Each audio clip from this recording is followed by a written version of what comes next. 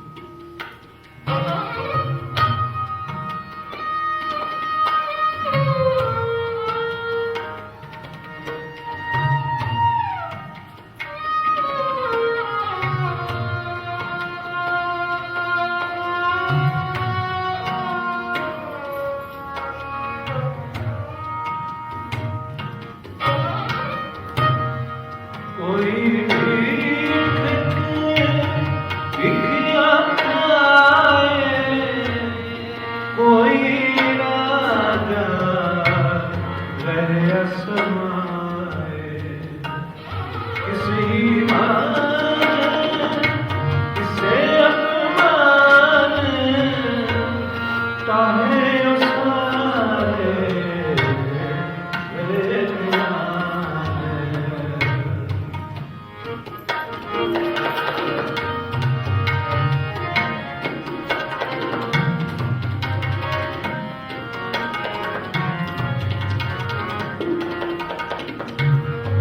तुझते वरना नहीं कोई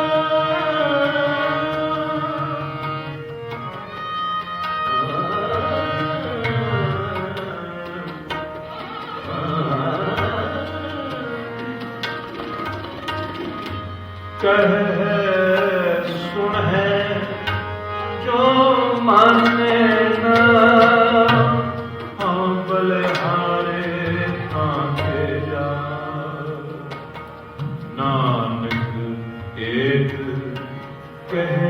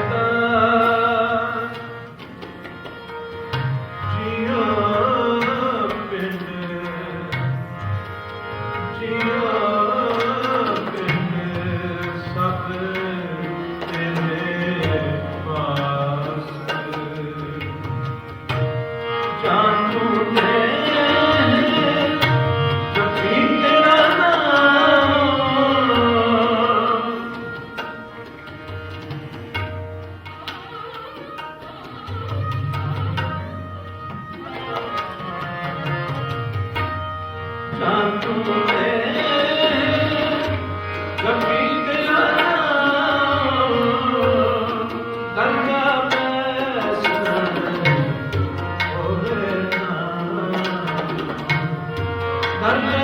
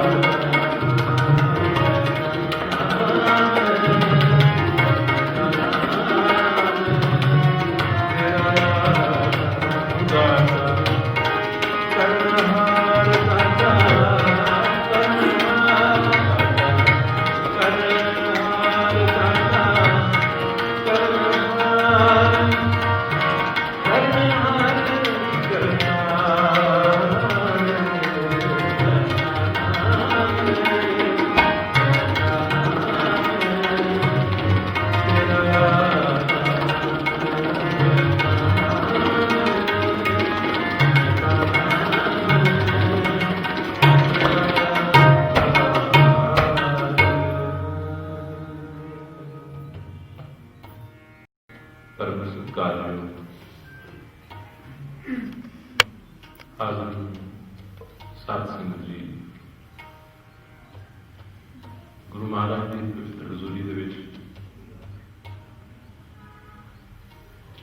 ਗੁਰੂ ਬਾਬਾ ਜੀ ਦੀ ਬਾਣੀ ਦਾ ਕੀਰਤਨ ਅਤੇ ਬਾਣੀ ਦੀ ਵਿਚਾਰ, ਜਿਸ ਦੇ ਨਾਲ ਮਨ ਇਕਾਗਰ ਹੁੰਦੇ ਹਨ,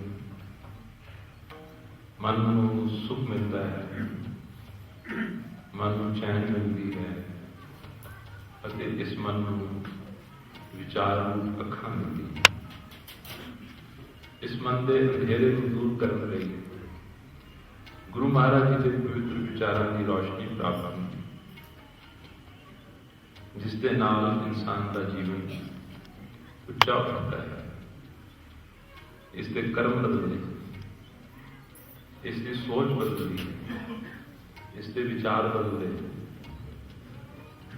ਸੋਚ, ਵਿਚਾਰ, ਕਰਮ ਬਦਲਦਿਆਂ ਇਸ ਦੀ ਫਿਰ ਸੰਗਤ ਵੀ ਬਦਲਦੀ, ਇਸ ਦੀ ਐਸੋਸੀਏਸ਼ਨ ਵੀ ਬਦਲਣੀ ਸ਼ੁਰੂ ਹੋ ਜਾਂਦੀ।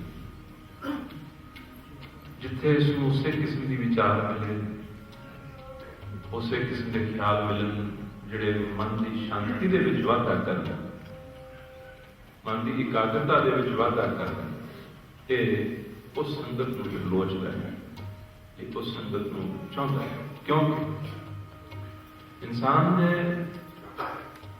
ਜੀਵਨ ਦੇ ਵਿੱਚ ਮਨ ਹੀ ਐਸੀ ਵਸਤੂ ਹੈ ਜਿਸ ਦੇ ਅੰਦਰ ਠੰਡ ਨਹੀਂ ਹੈ। ਮਨ ਦਾ ਸੁਖ ਜੋ ਹੈ ਉਹ ਬਹੁਤ ਘੱਟ ਦੁਨੀਆ ਨੂੰ, ਬਹੁਤ ਘੱਟ ਜੀਵਾਂ ਨੂੰ ਪਤਾ ਲੱਗਾ ਹੈ ਕਿ ਮਨ ਦਾ ਸੁਖ ਕੀ ਹੁੰਦਾ ਹੈ। ਮਨ ਨੂੰ ਅਸੀਂ ਪਰਚਾਉਣ ਲਈ, ਟਿਕਾਉਣ ਲਈ ਕਿ ਇਹ ਪਰਚਿਆ ਰਹੇ, ਅਤਿਅੰਤ ਚੀਜ਼ਾਂ ਦੇ ਵਿੱਚ ਆਪਣੇ ਆਪ ਨੂੰ ਇਨਵੋਲਵ ਕਰਦੇ, ਕਦੇ ਕਿਸੇ ਚੀਜ਼, ਕਦੇ ਕਿਸੇ ਚੀਜ਼, ਕਦੇ ਕਿਸੇ ਗੱਲ ਦੇ ਵਿੱਚ, ਕਿ ਇਹ ਮਨ ਜਿਹੜਾ ਹੈ ਇਹ ਪਰਚਿਆ ਹੈ। ਜਦੋਂ ਇਹ ਮਨ ਖਾਲੀ ਹੁੰਦਾ ਹੈ, ਵਿਹਲਾ ਹੁੰਦਾ ਹੈ, ਉਦੋਂ ਫਿਰ ਇਸ ਦਾ ਚਿੱਤ ਨਹੀਂ ਲੱਗਦਾ, ਇਸ ਦੇ ਅੰਦਰੋਂ ਘਬਰਾਹਟ ਪੈਦਾ ਹੁੰਦੀ ਹੈ, ਇਸ ਦਾ ਅੰਦਰ ਅਸ਼ਾਂਤ ਹੁੰਦਾ ਹੈ, ਇਸ ਦੇ ਅੰਦਰ ਭੈ ਆਉਂਦਾ ਹੈ, ਇਸ ਦੇ ਅੰਦਰ ਫੀਰ ਆਉਂਦਾ ਹੈ। ਇਨਸਾਨ ਦੀ ਇਹ ਮਾਨਸਿਕ ਦਸ਼ਾ ਦਾ ਜੋ ਇਲਾਜ ਹੈ, ਜੋ ਹੱਲ ਹੈ, ਉਹ ਗੁਰੂ ਬਾਬਾ ਜੀ ਦੀ ਪਵਿੱਤਰ ਗੁਰਬਾਣੀ, ਗੁਰਬਾਣੀ ਦੀ ਵਿਚਾਰ, ਗੁਰਬਾਣੀ ਦੀ ਵਿਚਾਰ ਵਾਲਿਆਂ ਦੀ ਸੰਗਤ ਅਤੇ ਇਸ ਦੇ ਵਿੱਚੋਂ ਫਿਰ ਵੱਧਦਾ ਜਾਂਦਾ ਹੈ ਵਾਹਿਗੁਰੂ ਦਾ ਧਿਆਨ। ਕਿਉਂਕਿ ਸਾਰੀ ਬਾਣੀ ਦੀ ਵਿਚਾਰ, ਸਤਸੰਗ, ਇਸ ਕੀਤੀ ਹੋਈ ਸੰਗਤ ਸਾਨੂੰ ਇੱਕ ਹੀ ਡਾਇਰੈਕਸ਼ਨ ਦੀ ਤਰਫ ਨੂੰ ਵਧਾ ਰਹੀ, ਵਧਾਉਣ ਦੀ ਕੋਸ਼ਿਸ਼ ਕਰਦੀ, ਇੱਕ ਹੀ ਦਿਸ਼ਾ ਵੱਲ ਨੂੰ, ਇੱਕ ਹੀ ਰੁਖ ਵੱਲ ਨੂੰ ਇਹ ਗੁਰੂ ਬਾਬਾ ਜੀ ਦੀ ਬਾਣੀ ਸਾਡੀ ਜੀਵਨੀ ਨੂੰ ਲਿਜਾਣ ਦੀ ਕੋਸ਼ਿਸ਼ ਕਰਦੀ। ਪਦਾਰਥ, ਸੰਸਾਰ ਦਾ ਪ੍ਰਭਾਵ, ਇਹ ਸਾਡੇ ਜੀਵਨ ਨੂੰ ਸਾਡੀ ਆਪਣੀ ਆਤਮਾ ਤੋਂ ਦੂਰ ਲੈ ਜਾਂਦਾ। ਸੰਸਾਰੀ ਪ੍ਰਭਾਵ ਅਤੇ ਸੰਸਾਰੀ ਪਦਾਰਥ ਇਹ ਸਾਨੂੰ ਸਾਡੇ ਆਪਣੇ ਤੋਂ ਹੀ ਦੂਰ ਲੈ ਜਾਂਦੇ। ਗੁਰਬਾਣੀ, ਗੁਰਬਾਣੀ ਦੀ ਸੰਗਤ, ਗੁਰਬਾਣੀ ਦੀ ਵਿਚਾਰ ਇਹ ਸਾਨੂੰ ਵਾਪਸ ਆਪਣੇ ਆਪੇ ਦੇ ਨੇੜੇ, ਆਪਣੇ ਸੈਲਫ ਦੇ ਨੇੜੇ, ਆਪਣੀ ਆਤਮਾ ਦੇ ਨੇੜੇ ਇਹ ਲਿਆਉਂਦੀ ਜਾਂਦੀ। ਵਿਚਾਰ ਸ਼ੁਰੂ ਕਰਨ ਤੋਂ ਪਹਿਲੇ ਇੱਕ ਸਾਖੀ ਪੂਜਨੀਕ ਸੰਤ ਮਹਾਰਾਜ ਜੀ ਬਾਬਾ ਈਸ਼ਰ ਸਿੰਘ ਜੀ ਰਾੜਾ ਸਾਹਿਬ ਵਾਲੇ ਸੁਣਾਇਆ ਕਰਦੇ ਸਨ। ਗੁਰੂ ਨਾਨਕ ਦੇਵ ਜੀ ਮਹਾਰਾਜ ਜਗਤ ਜਲੰਦੇ ਦਾ ਉਧਾਰ ਕਰਦੇ ਕਰਦੇ ਅੱਜ ਇੱਕ ਸਤਸੰਗ ਦਾ ਪ੍ਰੇਮ ਰੱਖਣ ਵਾਲੇ ਪ੍ਰੇਮੀ ਦੇ ਘਰ ਦੇ ਵਿੱਚ ਪਹੁੰਚਦੇ।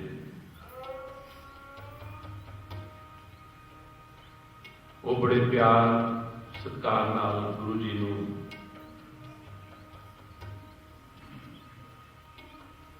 ਪ੍ਰੇਮ ਦੇ ਨਾਲ ਗੁਰੂ ਜੀ ਦੀ ਆਓ ਭਗਤ ਕਰ ਰਿਹਾ ਹੈ। ਫਿਰ ਗੁਰੂ ਮਹਾਰਾਜ ਦੇ ਚਰਨਾਂ 'ਚ ਹੱਥ ਜੋੜ ਕੇ ਇੱਕ ਸਵਾਲ ਦੀ ਬੇਨਤੀ ਕਰਦਾ ਹੈ, ਮਹਾਰਾਜ एक जांचना है, अगर आप आज्ञा दो। गुरु जी आखते हैं हाँ हाँ पूछो। कहना महाराज अगे भी बहुत सारे महापुरुषों संतां साधुओं ये मैं सवाल किया है, जवाब तो हरेक ने दिता है पर कुछ मेरी तसल्ली नहीं हुई। गुरु जी आखते हैं हाँ पूछो, की पूछना है? पूछता है कि महाराज संतां दे दर्शनां दा, संतां दी सेवा दा अते उन्हां दे बचन सुनन दा, सत्संग सुनन दा फल की, ये तीन गल्लां सुन पुछी। संतां दे दर्शनां दा, उन्हां दी सेवा दा अते उन्हां दे सुने हुए सत्संग रूप संग के वचन जो है, उपदेश जो है, उसका फल की। गुरु जी जानते सन कि इसनों जवाब से यथा जो पहला भी मिले सही मिले, लेकिन इसनों किसी दृष्टांत, किसी मिसाल, किसी प्रैक्टिकल एक्सपीरियंस कराने की लोड़ है, जिसकी समर्थता गुरु नानक देव जी महाराज ने भी। जदों ये मन तर्क नाल, दलील नाल, विचार नाल ना मने, उदों फिर बली महापुरुष जिहड़े होंदे, सत्यावान महापुरुष जिहड़े होंदे, वो कोई ना कोई अपनी समर्था दे नाल इसनूं समझाउण दे वास्ते कोई इसनूं एग्जाम्पल दिखाया करते। गुरु जी इसको आखते हैं कि भाई ये जो तू सवाल पूछे है कि संतां दे दर्शनां दा, उन्हां दी सेवा दा और उन्हां दे वचन सुनन दा फल की हुंदा है, इसका जवाब तैनूं मिलेगा पिंड दे बाहरले पासे एक बड़ा पुराना छप्पड़ है। शाम नूं उस छप्पड़ ते जाई, उत्थे तैनूं इसका जवाब मिलेगा।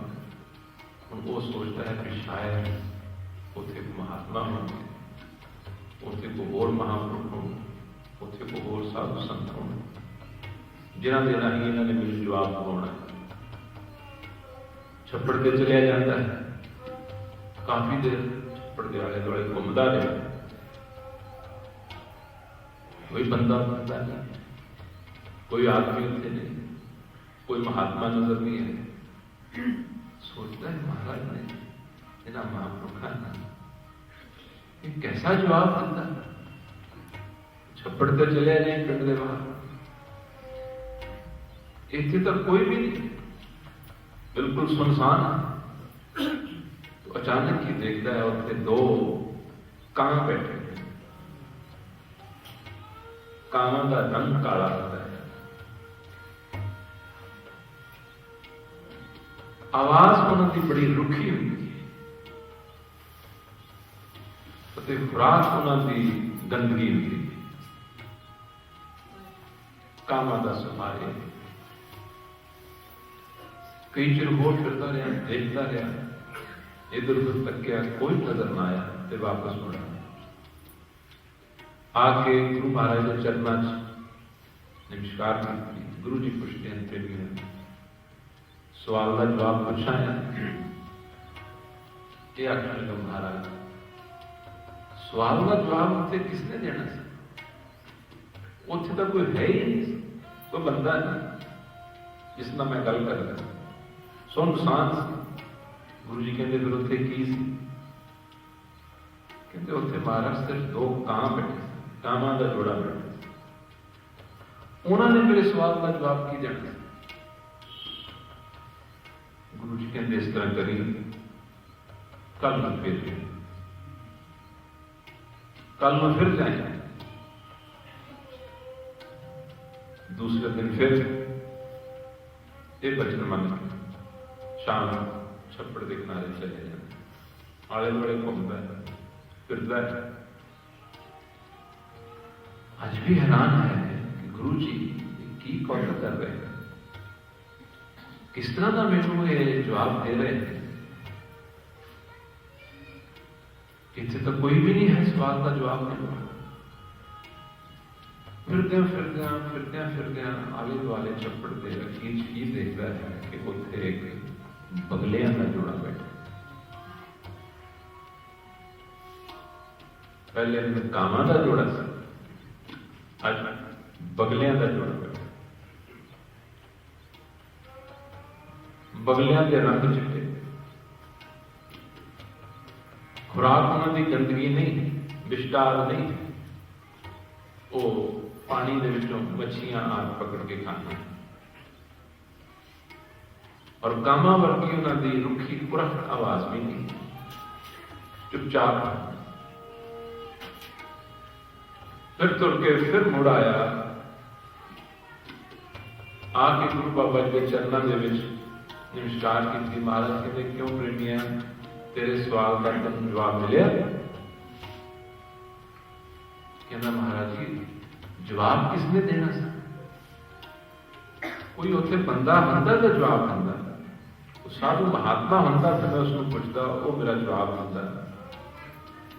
कोई इंसान होंदा उस नाल मैं गलबात करता, तो है ही नहीं की सी। फिर कहना महाराज उत्थे एक बगलियां का जोड़ा बैठा, कल कां सी, आज बगले से। सवाल का जवाब तो मेरा मिले। गुरु जी कहते प्रेमिया कल नूं फिर जाना, कल नूं फिर जाना। अंदर शक भी उठता है, संसा भी उठता है। कैसे संत, कैसे महापुरुष। दो दिन अगे जा आया, उत्थे तो सिर्फ कान दिसे या बगले दिसे, ये तो जानवर है। अज कहते फिर जाए, अच्छा ना करने भी मुश्किल है, ना करने में अवज्ञा होगी, और ना कोई शराब ला बैठा। हम पुछ जो बैठा, जो बिचों छड़ना है तो भी माड़ी गल है। अच्छा जो हो सो हो, अज फिर चलिया जाता है। ऐसी किसी के नाल जो वापरे है तो कोई जानता है कि मन किस कष्ट के विचों दी लंघदा है।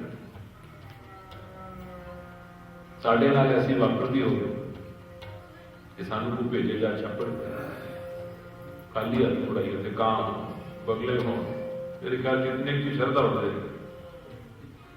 इन्ने के विच श्रद्धा शुद्धा सारी हो जाए। चंगे संत हैं, बड़े बहार। गुरु जी ने कहा फिर जाए,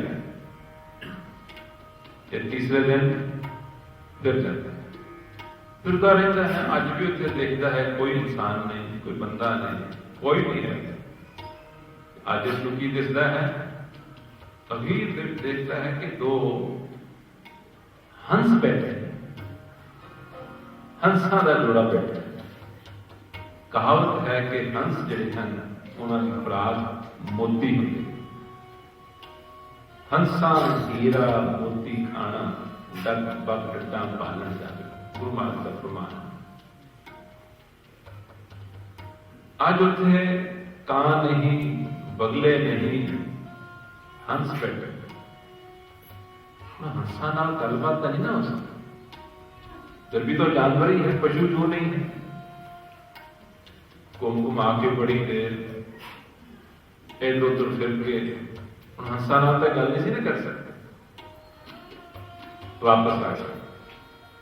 गुरु जी पूछते क्यों प्रेमिया को तेरे सवाल का जवाब मिले? महाराज मेरे सवाल का जवाब की मिलना सी, आज फिर उत्थे कोई बंदा नहीं मिला, कोई इंसान नहीं मिला, मैं गलबात किस नाल करता है, किसनों पूछता है? गुरु जी कहते की सी फिर? कहता महाराज उत्थे एक हंसा का जोड़ा सा। अच्छा कल नूं फिर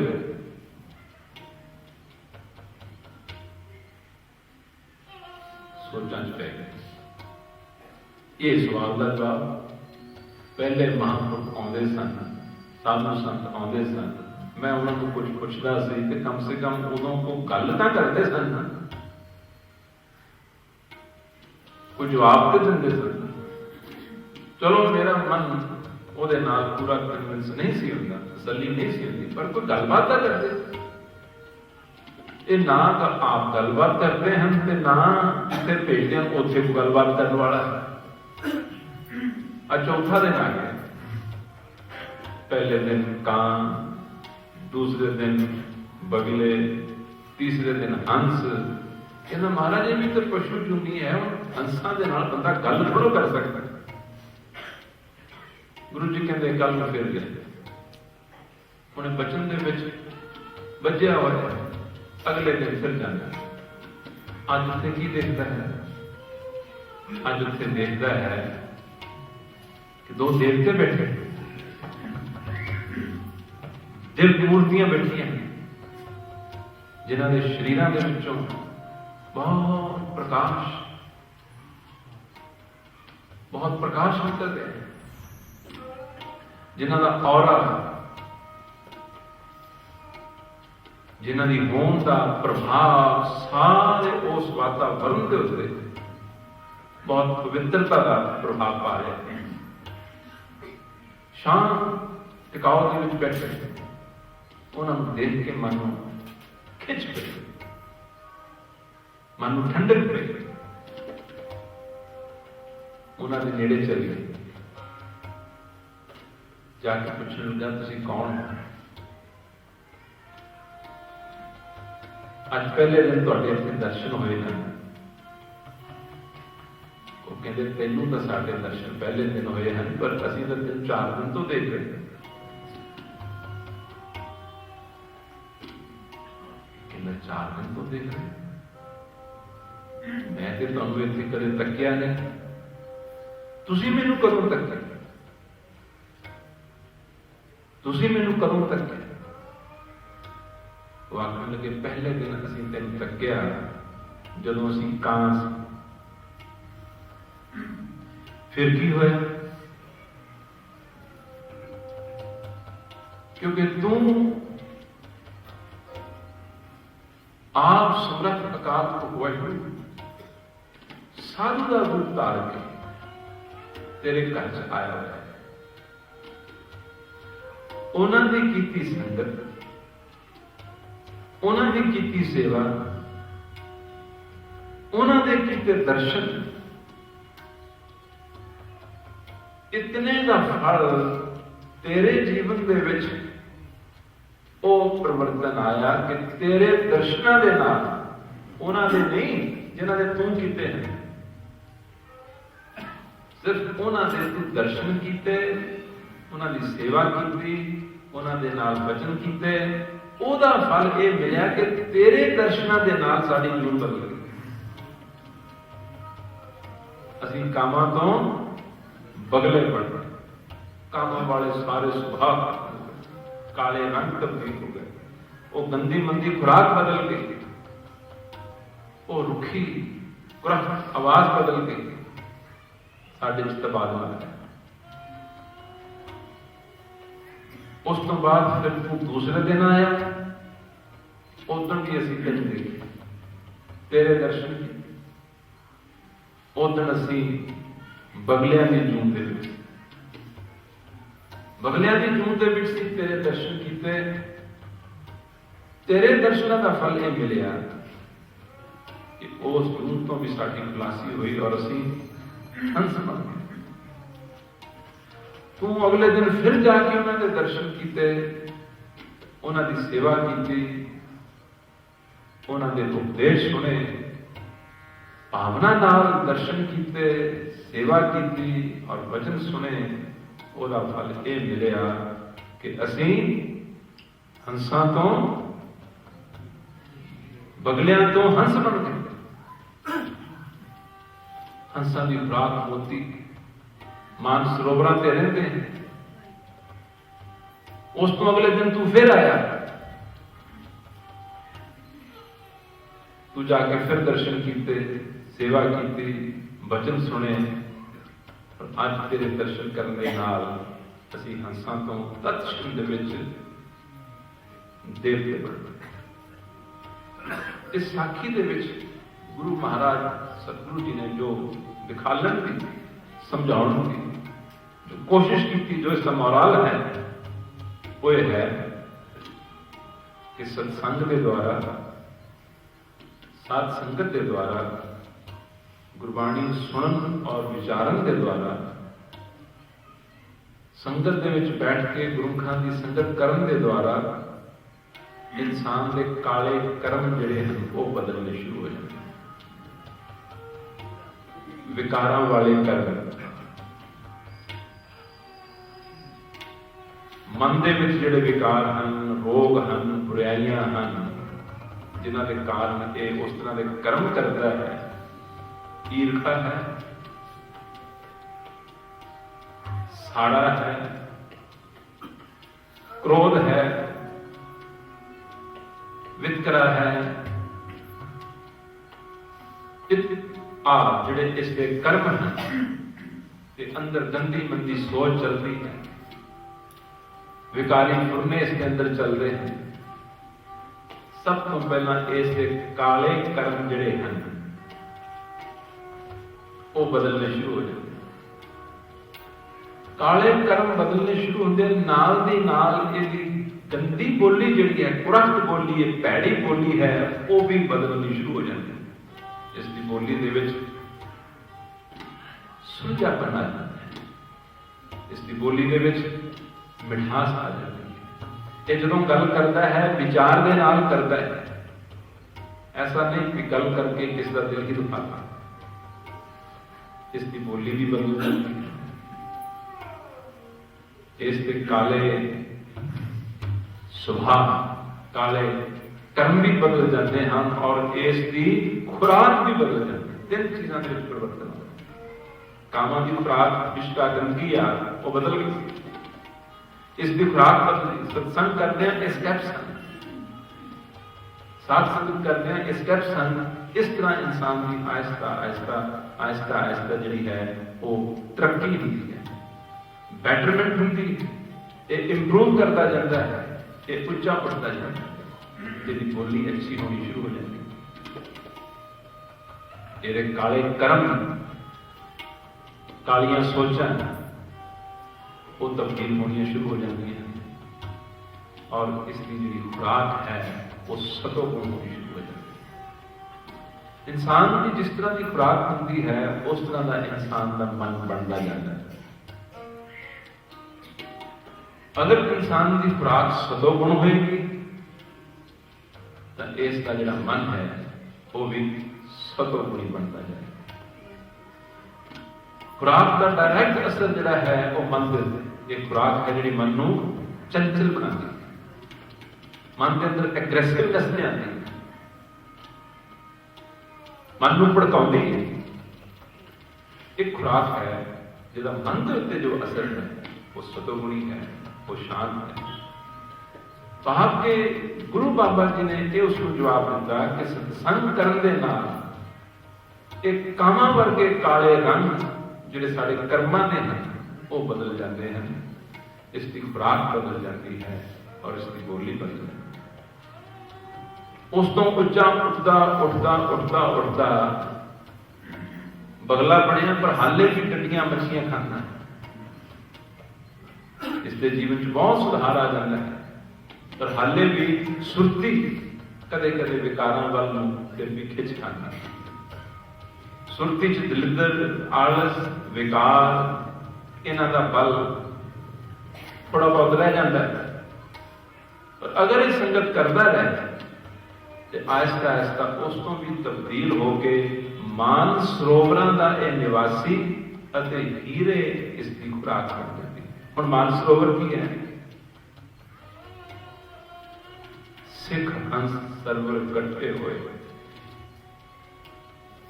ਗੁਰੂ ਗ੍ਰੰਥ ਸਾਹਿਬ ਸਤਿਗੁਰੂ ਦੀ ਸੰਗਤ ਜਿਹੜੀ ਹੈ ਇਹ ਮਾਨ ਸਰੋਵਰ, ਇਹ ਮਾਨ ਸਰੋਵਰ। ਇਹ ਫਿਰ ਗੁਰੂ ਚਰਨਾਂ ਦੇ ਵਿੱਚ ਬੈਠਣਾ, ਗੁਰੂ ਚਰਨਾਂ ਦੇ ਵਿੱਚ ਆਉਣਾ, असल इसका स्थान जिथे बैठता है। मान सरोवर का निवासी भाव सत्संग की इतनी रुचि बढ़ जाती है कि सत्संग को लोचता है, लभदा है, सत्संग मिले और उत्थे में जाना। आज मैं एक अर्ज करनी चाहना, गुरु ग्रंथ साहिब जी महाराज की बाणी के विच एक पंक्ति आती है, सिख सभा दीख्या का पाओ। जिथे गुरु ग्रंथ साहब का प्रकाश हो गया वो स्थान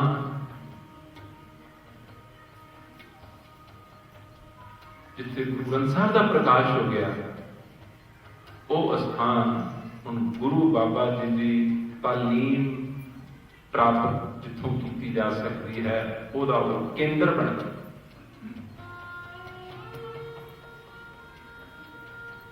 गुरु ग्रंथ साहब का प्रकाश हो गया, वो स्थान हम केंद्र बन गया किस चीज का, जिथों के गुरु ग्रंथ साहब जी महाराज की तालीम जड़ी है, विद्या जड़ी है वो प्राप्त। और उत्थे जो भी आते हैं वो एक ही इंटरेस्ट नाल आते हैं। गुरु जी कहते हैं सिख सब जदों भी कहते गुरु चरणों के विच सिख एकत्र होंदे हन ते क्यों एकत्र होंदे हन, दीख्या का भाव। दीख्या मैंने उनका उपदेश, गुरु घर, गुरु दरबार, गुरु स्थान, गुरु बाबा जी का उपदेश प्राप्त करने वाला जिहड़ा है वो स्थान है, जिसका एक ही मतलब। इत्थे आउण वाले संत लो के मान सरोवर के निवासी, मान सरोवर के निवासी, और इत्थे आउण वाले की खुराक की है, इत्थे आउण वाले की जिहड़ी खुराक है वो गुरु बाबा जी के अमृतमयी बचना की जिहड़ी विचार है वो खुराक है। असलीयत दे विच गुरु दर दे विच जो लंगर है उसकी बाणी चो एक पंक्ति मिलती, लंगर चले गुर शब्द हर। लंगर चले गुर शब्द हर। असल लंगर का इत्थे जो है वो आत्म खुराक है, आत्म खुराक। इत्थे असल लंगर की है, आत्म खुराक, आत्मिक भोजन, रूह की खुराक।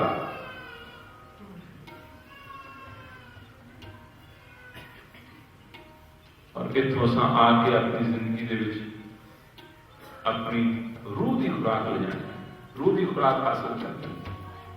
और रूह की खुराक की है, रूह की खुराक की, रूह की खुराक है जिस दे नालों ये रूह विछड़ी है उस दे नाल मिलाप, जिस दे नालों ये विछड़ी है उस दे संबंध दे विच जिक्र, और जिस दे नालों ये विछड़ी है उस दी सिफत, उस दी कीर्ति, उस दी प्रशंसा। ये रूह की खुराक है। आज जो शब्द गायन किया, इस शब्द दे विच सतगुरु गुरु नानक देव जी महाराज ने यह दस्या है कि मेरी खुराक की प्यार वाली है। फिर सुनो, आप भी गुनगुनाने की कोशिश करो। इस दर पे आंदियां आंदियां असां ऑब्जेक्टिवली बहुत क्लीयर होना है कि जिमें कामां तो बदले बगले बने, बगलियां तो हंस बने, हंसां तो देवते बने। देवते का भाव ये जिहड़े कोई धर्मां ने मिथे हुए देवते हैं ना, वो नहीं। शिव, ब्रह्मा, विष्णु, ईश्वर, आप ये जिहड़े देवते 33 करोड़ देवता मनदे हैं, गुरु जी का देवते कहने तो भाव ये नहीं है। वो बाणी जी उन्होंने स्पष्ट किया है, बलिहारी गुर अपने दिहाड़ी सदवार, जिन मानस पे देवते किए कट न लागी। देवते का भाव है जिन्हां दे अंदर दैवत सुभाव, दैवत सुभाव होंगे ने आत्मा के सुभाव, आत्मा दियां एट्रीब्यूट्स हैं। जिस इंसान के अंदर गुरु चरणों की प्रीत होएगी, सतगुरां दा प्रेम होएगा, सत्संग उसकी जिंदगी दे विच कायम होएगा, उसकी जिंदगी दे विच आहिस्ता आहिस्ता आहिस्ता आत्मा के गुण पाने शुरू हो जाते। आत्मा के गुण, आत्मा का एक सब तो बड़ा गुण है कि इस सहज के विच रहिंदी। आत्मा बिल्कुल सहज के विच रहिंदी, और वही आत्मा वाला गुण जिहड़ा है जीव के मन के विच आना शुरू हो जाए। आत्मा का दूसरा गुण है कि आत्मा दाता है। मन का गुण है मन मंगता है, मन का स्वभाव है मंगना, आत्मा का स्वभाव है दाता। जिहड़ा इंसान सत्संग करता जाता है ਉਹਦੇ ਵਿੱਚ ਤਬਾਦਲਾ ਹੁੰਦਾ ਜਾਂਦਾ है, ਉਹਦਾ ਮੰਗਤੇ वाला सुभाव हट के बदल के तब्दील होके दाता सुभाव बनता जाता है। उसको देख के प्रसन्नता होती, हथों दे के सारे बोले सुनते, हथों दे के भला मनाए, सब आपको हथों दे के, हथों दे के, हथों दे के, हथों दे के अपने जीवन की रोज कोशिश कराया करो किसी न किसी को हथों कुछ दे हो जाए, और उस फिर वही उनका शुक्राना हथों दे के भला मनाए। ये छोटे छोटे बड़े प्यारे प्यारे उपदेश इसके जीवन ज्यों ज्यों तब्दीली आती जाती है, इसके सुभाव आ बनने शुरू हो जाते। ये आत्मा का सुभाव दो किस्म के सुभाव हैं, एक मन के सुभाव है। मन के सुभाव के विच जदों ये हाथ च कुछ आता है उदों भला मनाता है, खुश होता है। जो ये हाथ च कुछ आता है, इन्हें मिलता है, उदों मन बड़ा खुश भला मनाता है। पर आत्मा का स्वभाव की है? आत्मा का स्वभाव की है? जदों ये दूसरे के नाल वंडदा है उदों ये भला मनाता है। सतगुरु नानक देव जी महाराज की उम्र वड्डी होती जाती है। मेहता कालू जी चिंता करते हैं, एक दिन आते हैं कि नानक पढ़ते भी नहीं चंगी तरह, उधर भी थोड़ा ध्यान नहीं है, खेतीबाड़ी के कामों के मझां मुझां चारण लई भेजिया, उधर भी तुसी कोई अपनी रुचि नहीं दिखाई। इंसान के लिए कुछ ना कुछ तो करना पड़ता है। तो चलो मैं तुहानू छोटी मोटी दुकान ही पा देना, वो करके देखो। वो अगर थोड़ा चित लग गया, वो अगर कोई वाधा होना शुरू हो गया कि मैं ज्यादा पैसे लगा के बड़ी दुकान खोल दें, बड़ा व्यापार खोल दें, 20 रुपए दे के आख्या जाओ नाल के शहर तो माल ले आओ दुकान के विच पाउण लई, नाल भाई वाले नूं भेजो। हुण गुरु जी का सुभाव आत्मिक सुभाव से, सारे गुण आत्मिक गुण से। कहर की सर्दी है, कोड़ा पिया होया है, देखते हैं कि एक साधुओं की मंडली किसी टक्की के नजदीक बैठी, इन्होंने कोई बस्तर नहीं पहने, इन्होंने सर्दी नहीं लगती हुई। इतने की करते हैं? फिर इतने बियाबान जंगल के विच कोई घर बार नहीं है, ये भोजन पानी प्रसादा कितों छकते? नजर नहीं आता। आते ना पूछी पास चल गए, उन्होंने मुखी संत ने पूछा तुसी कौन? वो आखते असीं साधु परमात्मा की लालसा दे करके इत्थे तप करते हैं,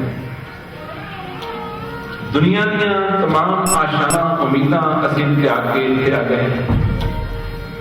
गुरु जी आखते वो तो ठीक है, पर तुहाडे जिस नुकते ते आउणा चाहुंदे सन उत्थे आ रहे, वो तो ठीक है तुसी भजन तपस्या करते हो, पर तुहाडे खाण पीण दा इंतजाम की? पूछना तो यही सी, पूछना तो यही सी। कहते महाराज मंगते सी, किसे तो नहीं। ਤੇ ਪ੍ਰਮਾਤਮਾ ਕਿਸੇ ਦੇ ਮਨ ਦੇ ਵਿੱਚ ਸੰਕਲਪ ਪਾ ਦੇਵੇ ਕਿ ਕੋਈ ਲਿਆ ਦੇਵੇ ਤਾਂ ਉਹ ਅਸੀਂ ਸਵੀਕਾਰ ਕਰ ਲੈਂਦੇ ਹਾਂ। ਨਹੀਂ ਤਾਂ ਰੱਬ ਦੇ ਆਸਰੇ ਜਿਵੇਂ ਦਿਨ ਨਿਕਲਦੇ ਹਨ ਉਹ ਕੱਟੀ ਜਾਂਦੇ ਕਿ ਸਾਡਾ ਤਪ ਹੈ। ਗੁਰੂ ਜੀ ਕਹਿੰਦੇ ਫਿਰ ਹੁਣ ਕਿੰਨੇ ਕੁ ਦਿਨ ਹੋ ਗਏ ਕਦੋਂ ਦਾ ਭੋਜਨ ਛਕਿਆ? ਕਹਿੰਦੇ ਮਹਾਰਾਜ ਪਿਛਲੇ 4-5 ਦਿਨ ਤਾਂ ਹੋ ਹੀ ਗਏ। ਬਾਲੇ ਨੂੰ ਆਖਿਆ ਬਾਲੇ ਪਿਤਾ ਜੀ ਨੇ ਸੌਦਾ ਲੈਣ ਭੇਜਿਆ, ਪਾਪ ਹੱਥੋਂ ਦੇ ਕੇ ਭਲਾ। ਸਾਖੀਆਂ ਤਾਂ ਇਸ ਤਰ੍ਹਾਂ ਹਮੇਸ਼ਾ ਸੁਣੀਆਂ, ਪਰ ਸਾਖੀ ਦਾ ਜਿਹੜਾ ਮੋਰਲ ਹੈ ਉਹ ਲੈਣਾ ਹੈ। ਸਾਖੀ ਦੇ ਵਿੱਚੋਂ ਤੱਤ ਨਿਕਾਲਣਾ ਹੈ ਕਿ ਗੁਰੂ ਜੀ ਇਸ ਗੱਲ ਨਾਲ ਕੀ ਚਾਹੁੰਦੇ ਸੀ, ਸਬਕ ਪਹਿਲੇ ਲੈਣਾ ਹੈ। ਇਹਨਾਂ ਸਾਖੀਆਂ ਦੇ ਰਾਹੀਂ ਗੁਰੂ ਜੀ ਨੇ ਗੁਰਮਤਿ ਦੀ ਸਿੱਖਿਆ ਸਿਖਾ ਲਈ। ਸਾਖੀਆਂ ਦੇ ਵਿੱਚੋਂ ਵੀ ਗੁਰਮਤਿ ਆਉਂਦੀ ਹੈ, ਗੁਰੂ ਜੀ ਦੀ ਬਾਣੀ ਦੇ ਵਿੱਚੋਂ ਵੀ, ਔਰ ਦੋਨੇ ਗੱਲਾਂ ਬਿਲਕੁਲ ਸਿੰਕਰੋਨਾਈਜ਼ ਕਰਦੀਆਂ ਨੇ। ਬਾਣੀ 'ਚ ਲਿਖਦੇ ਹਨ ਹੱਥੋਂ ਦੇਖ ਕੇ ਭਲਾ ਮਨਾਏ, ਫਿਰ ਉਸਕਾਂ ਦੀ ਉਦਾਹਰਨ ਵੀ ਦਿਖਾਉਂਦੇ ਹਨ। ਹੁਣ ਤੇ ਮਹਾਰਾਜ 4-5 ਦਿਨ ਹੋ ਗਏ ਭੋਜਨ ਪਾਣੀ ਛਕੇ ਆਖਣ ਕੇ ਬਾਲਿਆ। ਇਸ ਤੋਂ ਜ਼ਿਆਦਾ ਵੱਧ ਕੇ ਅੱਛਾ ਵਪਾਰ, ਅੱਛਾ ਸੌਦਾ ਹੋਰ ਕੀ ਹੋ ਸਕਦਾ ਹੈ? ਇਹ ਰੱਬ ਦੇ ਬੰਦੇ ਨੇ, ਸਾਧੂ ਹਨ, ਫਕੀਰ ਹਨ, ਇਹਨਾਂ ਨੂੰ ਭੁੱਖ ਲੱਗੀ ਹੈ ਤੇ ਮੈਨੂੰ ਤਾਂ ਇਹਦੇ ਤੋਂ ਜ਼ਿਆਦਾ ਕੋਈ ਵਧੀਆ ਕੋਈ ਵਪਾਰ ਨਜ਼ਰ ਨਹੀਂ ਆਉਂਦਾ। ਇਸ ਤੋਂ ਜ਼ਿਆਦਾ ਮੁਨਾਫੇ ਵਾਲਾ ਹੋਰ ਮੈਨੂੰ ਕੰਮ ਤਾਂ ਮੈਨੂੰ ਕੋਈ ਨਜ਼ਰ ਨਹੀਂ ਆਉਂਦਾ। ਉਹਨਾਂ ਨੂੰ ਕਹਿੰਦੇ ਹਨ ਆ ਲਓ 20 ਰੁਪਏ, ਲਓ ਰਸਤ ਪਾਣੀ ਜਾ ਕੇ ਜੋ ਛਕਣਾ ਚਾਹੁੰਦੇ ਹੋ ਛਕ। ਉਹ ਕਹਿੰਦੇ ਅਸੀਂ ਤੇ ਸਾਧੂ ਤੇ ਤਿਆਗੀ, ਅਸੀਂ ਪੈਸੇ ਨੂੰ ਹੱਥ ਨਹੀਂ ਲਾਉਂਦੇ। ਗੁਰੂ ਜੀ ਨੇ ਉੱਥੇ ਵੀ ਦਿਖਾਇਆ ਕਿ ਸਾਧੂ, ਤਿਆਗੀ, ਸੰਨਿਆਸੀ ਉਹ ਨਹੀਂ ਜਿਹੜਾ ਪੈਸੇ ਨੂੰ ਹੱਥ ਨਾ ਲਗਾਏ, ਸਗੋਂ ਉਹ ਹੈ ਜਿਹੜਾ ਪੈਸੇ ਨੂੰ ਸਫਲਾ ਕਰਨਾ ਜਾਣਦਾ ਹੋਵੇ। ਪੈਸੇ ਨੂੰ ਹੱਥ ਨਾ ਲਾਉਣ ਨਾਲ ਕੀ ਬਣਦਾ? ਲੋੜ ਤਾਂ ਫਿਰ ਵੀ ਉਹ ਤਿਆਗੀ ਹਨ, ਸੰਨਿਆਸੀ ਹਨ, ਕੋਈ ਨਾ ਕੋਈ ਤਾਂ ਕੱਪੜਾ ओढ़ਦੇ ਹਨ, ਕਦੇ ਨਾ ਕਦੇ ਤਾਂ ਖਾਂਦੇ ਹੀ ਹਨ। ਉਹ ਤਾਂ ਕਿਸੇ ਨਾ ਕਿਸੇ ਮਾਇਆ ਨਾਲ ਹੀ ਆਉਂਦਾ ਹੈ। ਗੁਰੂ ਜੀ ਨੇ ਉਹਨਾਂ ਨੂੰ ਵੀ ਸਮਝਾਉਣਾ ਚਾਹਿਆ ਕਿ ਅਸਲ ਸੰਨਿਆਸੀ, ਤਿਆਗੀ, ਤਪਸਵੀ ਉਹ ਹੈ ਜਿਹੜਾ ਮਾਇਆ ਨੂੰ ਵੀ ਸਫਲੀ ਕਰਨੀ ਜਾਣਦਾ ਹੋਵੇ। ਉਹ ਕਿਵੇਂ ਹੁੰਦੀ ਹੈ? ਕਾਲ ਖਾਏ ਕਿਛ ਹੱਥੋਂ ਦੇ, ਨਾਨਕ ਰਾਹ ਪਛਾਣਾ। ਗੁਰੂ ਜੀ ਕਹਿੰਦੇ ਮੇਰਾ ਰਾਹ ਤਾਂ ਸਿਰਫ ਉਸੇ ਨੇ ਪਛਾਣਿਆ ਹੈ ਜਿਹੜਾ ਕਾਲ ਕਰਕੇ ਆਪ ਵੀ ਖਾਂਦਾ ਹੈ ਤੇ ਦੂਸਰਿਆਂ ਨੂੰ ਵੀ ਵੰਡ ਕੇ ਛਕਾਉਂਦਾ ਹੈ। ਇਸ ਤੋਂ ਵੱਡੀ ਭਗਤੀ ਹੋਰ ਕੀ ਹੋ ਸਕਦੀ? ਉਹ ਕਹਿੰਦੇ ਅਸੀਂ ਤਾਂ ਨਹੀਂ ਖਰੀਦਣਾ, ਇਸ ਤੇ ਮਾਇਆ ਨੂੰ ਹੱਥ ਨਹੀਂ ਲਾਉਣਾ। ਗੁਰੂ ਜੀ ਕਹਿੰਦੇ ਚੰਗਾ, ਤੁਸੀਂ ਨਹੀਂ ਲਾਉਂਦੇ, ਅਸੀਂ ਲਾ ਲੈਂਦੇ ਹਾਂ। ਅਸੀਂ ਲੈ ਆਉਂਦੇ ਜਾ ਕੇ ਰਸਤ ਲਿਆਂਦੇ, ਬਰਤਨ ਨਾਲ ਲਿਆਂਦੇ, ਹੋਰ ਲੰਗਰ ਬਣਾਉਣ ਲਈ ਲੈ ਆਉਂਦੇ, ਖੂਬ ਸਾਰਾ ਛਕਾਇਆ। ਉਹਨਾਂ ਦੀ ਪ੍ਰਸੰਨਤਾ ਲਈ ਭਾਵ ਕੀ ਸੀ? 2 ਸੁਭਾਵਾਂ ਦਾ ਜ਼ਿਕਰ ਕਰ ਲਿਆ, ਇੱਕ ਮਨ ਦੇ ਸੁਭਾਅ, ਇੱਕ ਆਤਮਾ ਦੇ ਸੁਭਾਅ। ਅੱਜ ਦਾ ਲੈਸਨ ਕੀ ਹੈ? ਅੱਜ ਦੇ ਕੀਰਤਨ, ਅੱਜ ਦੇ ਕੀਰਤਨ ਚੋਂ ਕੀ ਦਾਸ ਚਾਹੁੰਦਾ ਹੈ ਕਿ ਸੰਗਤ ਨਾਲ ਲੈ ਕੇ ਜਾਏ? ਇਤਨਾ ਨੁਕਤਾ ਕਿ ਇੱਕ ਹੁੰਦੇ ਹਨ ਮਨ ਦੇ ਸੁਭਾਅ, ਇੱਕ ਹੁੰਦੇ ਹਨ ਆਤਮਾ ਦੇ ਸੁਭਾਅ। ਮਨ ਦੇ ਸੁਭਾਅ ਅਸ਼ਾਂਤੀ ਪੈਦਾ ਕਰਦੇ हैं, मन ਦੇ ਸੁਭਾਅ ਘਬਰਾਹਟ ਪੈਦਾ करते हैं, मन ਦੇ ਸੁਭਾਅ ਥੁੜ ਪੈਦਾ करते हैं, मन ਦੇ ਸੁਭਾਅ डर पैदा करते हैं, मन ਦੇ ਸੁਭਾਅ ਵਿਤਕਰਾ पैदा करते हैं। मन ਦੇ ਸੁਭਾਅ ਸਮਝ ਲਓ ਆਗੀ ਹੀ ਆਗੀ, ਅਸ਼ਾਂਤੀ ਹੀ ਅਸ਼ਾਂਤੀ। ਔਰ ਮਨ ਦੇ ਸੁਭਾਵਾਂ ਕਰਕੇ ਅਤਿਅੰਤ ਕਿਸਮ ਦੇ ਸਾਡੇ ਜੀਵਨ ਦੇ ਵਿੱਚ ਸਾਨੂੰ ਰੋਗ ਲੱਗਦੇ। इंसान के जीवन के विचों जितने मन के सुभाव कम होते जान, आत्मिक सुभाव बढ़ते जान, उतनी ही उसकी तंदुरुस्ती बढ़नी शुरू हो जाएगी। निजम की गल है, जितने आत्मिक स्वभाव बन जाएंगे, बढ़ते जाएंगे, उतनी इंसान की तंदुरुस्ती जी है वो बढ़नी शुरू हो जाएगी।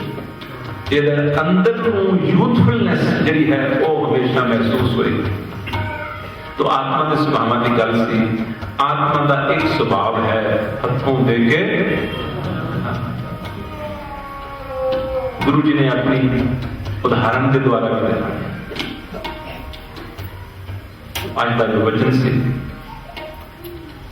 गुरु साहब आखते हैं, मैं ता नाम तेरा आधार, तू दाता करनहार करता। इस दो नुकते होर आप जी की सेवा अर्ज करने हैं, उस तो बाद फिर समाप्ति होगी।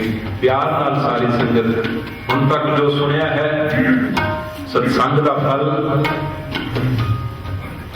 सत्संग का फल, दर्शन करने का फल, संगत करने का फल, सेवा करने का फल, किवें जीव कामां वर्गे जिहड़े सन वो बगले बन गए, हंस बन गए, फिर देवते बन गए। भाव तो यह है कि गुरु जी ने सानू तब्दील करना है।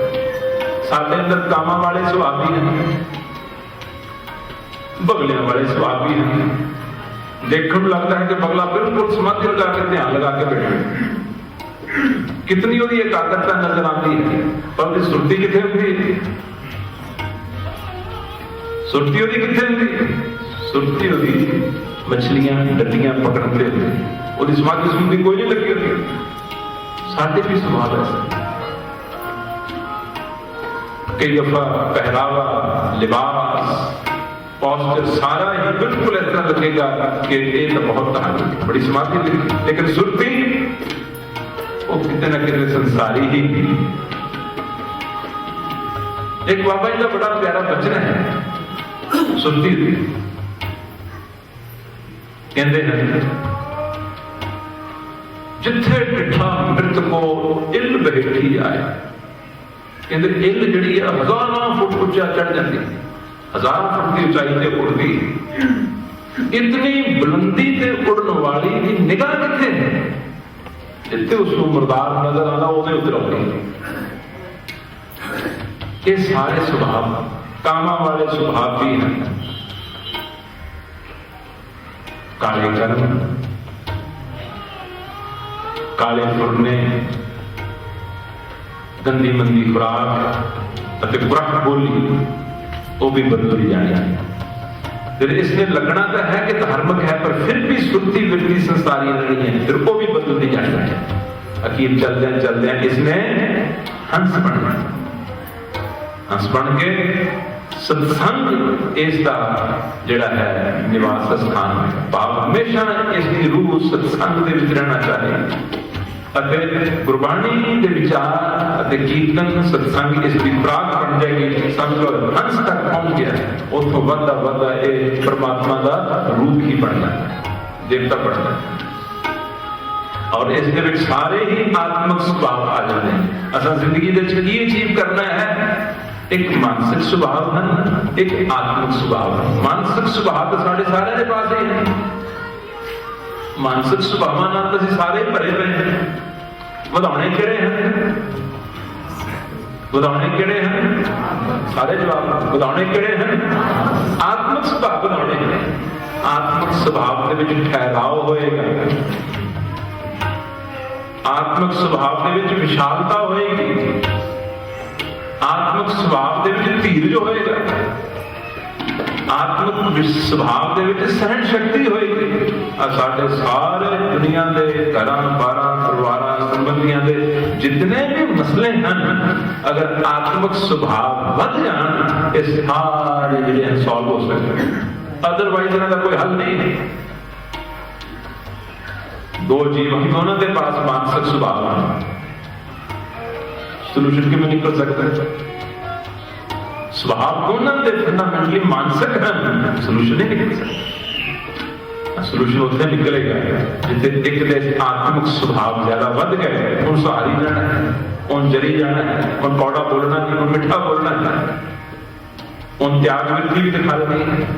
सो जीवन के विच आत्मिक स्वभाव बढ़ाने, आत्मिक स्वभाव किवें बदलणगे?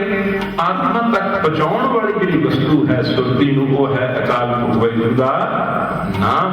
प्यार नाल इस पंक्ति नूं गाओ, फिर गां चलदे।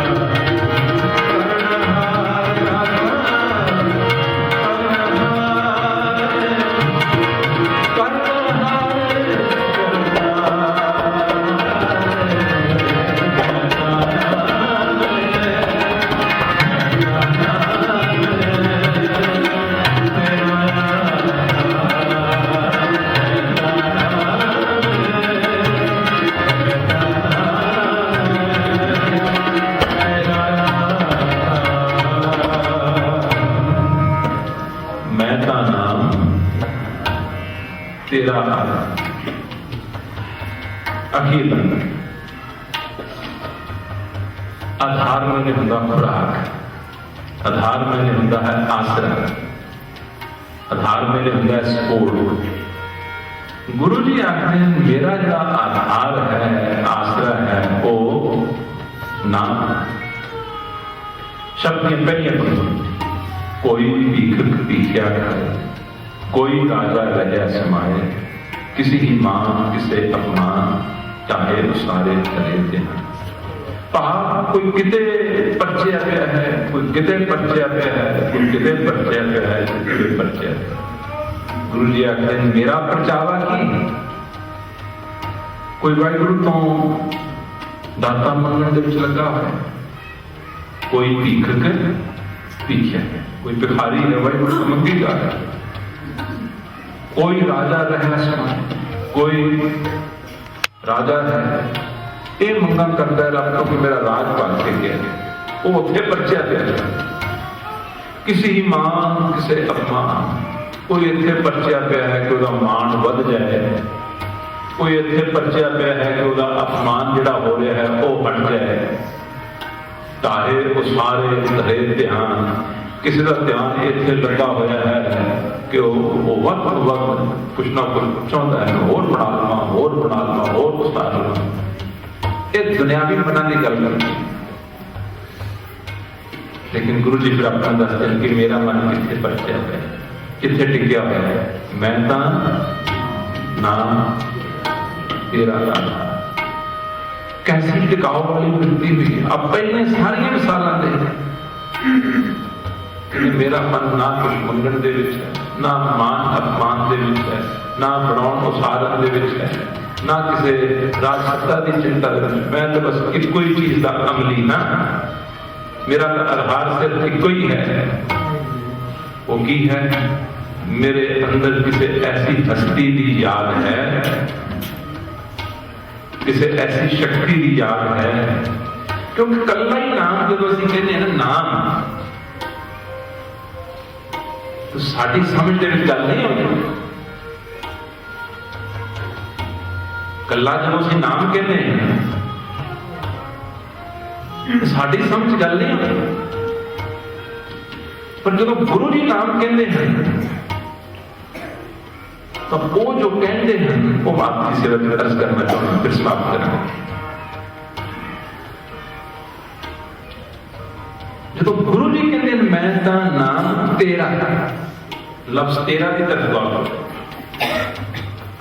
और इतने नाम भी है पर नाम वाला भी कोई है, ताई तेरा क्या है। वो जिन्हों तेरा कह रहे हैं वो जी हस्ती,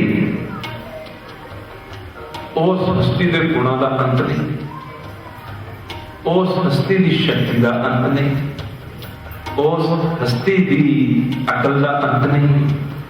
वो हस्ती की कर रही है, वो जी एक ऐसी होंद है, गुरु जी उसके नाल मिले हुए हैं, गुरु जी का संबंध उसके नाल होया हुआ है।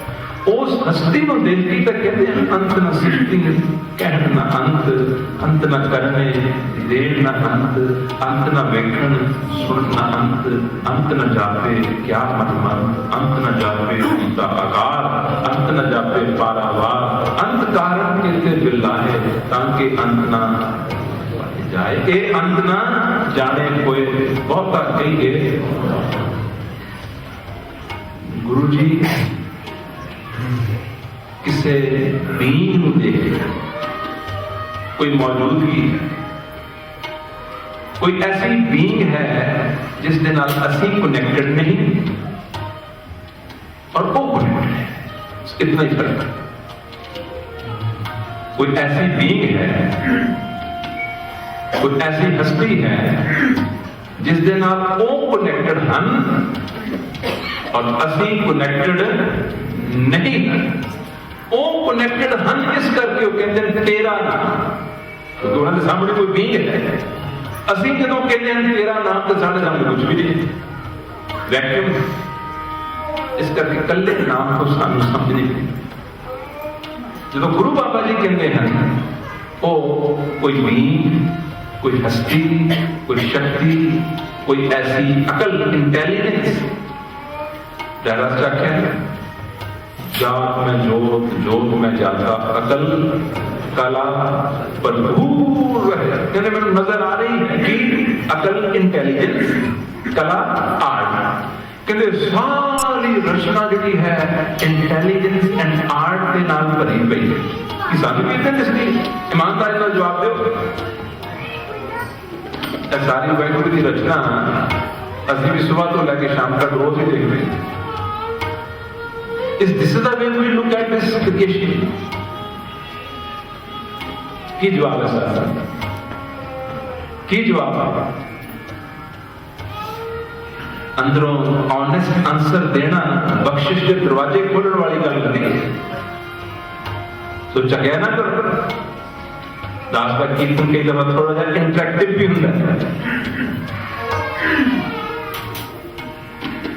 ऑनेस्ट आंसर जेड़ा है जिस बेशक सिर नॉट टकेंगे वही तो चीज है जिसको उस अंतर्जामी ने कबूल कर रहा। गुरु जी कहते हैं सारी सारी रचना जी है इंटेलिजेंस एंड आर्ट के नाल भरी हुई है। अकल, कला भरपूर है। उन्होंने तो सारी सृष्टि इस तरह दिसती, सानू भी इस तरह दिसती।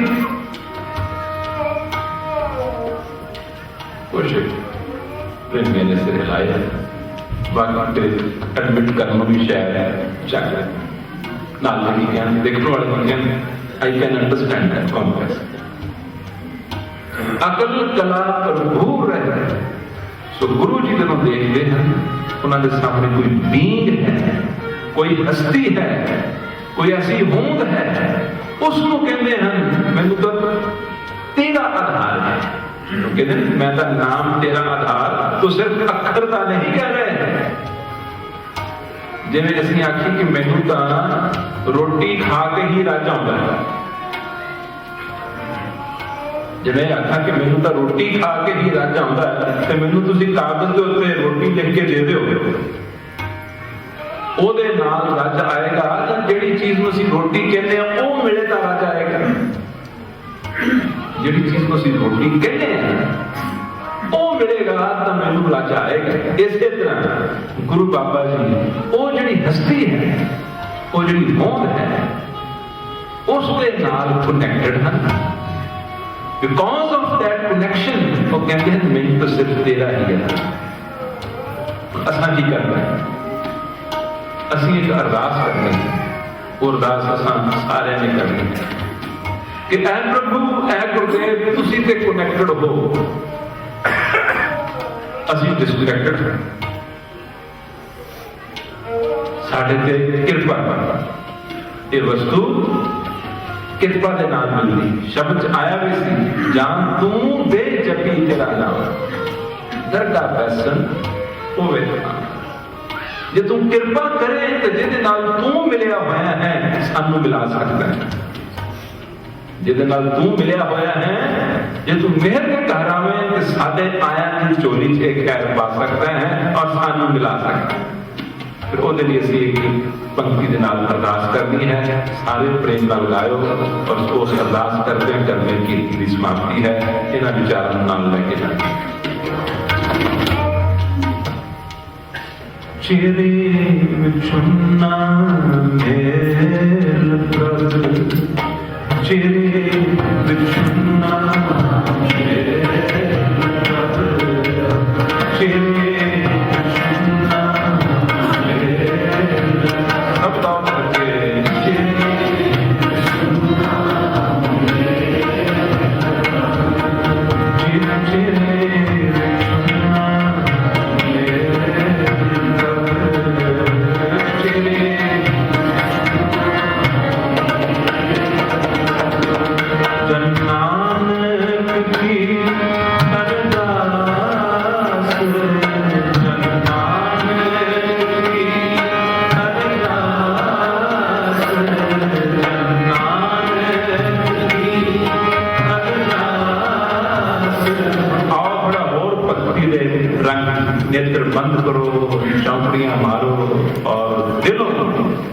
जिसकी कलैक्टिवली कितने जने की अरदास होगी जरूर फिर होनी शुरू हो जाएगी। इस पंक्ति को याद रखो, इस पंक्ति को ही अपने दिल च उठते बैठते कल ऐसी की सी कि अमृत वेले उठना प्रण करो। अमृत वेले उठ जाओ, स्नान करके और नहीं कुछ होता, 10-15 मिनट सिर्फ आप पंक्ति ही कही जाएगा। हरेक पंक्ति गुरु बाबा जी का मंत्र है, नाम है, बाणी भी नाम ही है। क्योंकि जब इसे थॉट ने अंदर वधी जाना तो उसने रियलिटी बन जाना, उसने पूरा हो जाना। सिर्फ इतनी पंक्ति इस्तेमाल करना, कि पंक्ति चिरी विछुन्ना मेल प्रभ उसी से कनेक्टेड हो। मैं पता नहीं कदम का पिछड़ा हुआ जब नानक की सारे नेत्र बंद करके पता लगे कि भक्ति भाव के सारे जुड़ के प्रेम के नाम दिलों अगर के आप दोगे तो इसने बड़ा कुछ दे जाना। प्रेम लगाओ।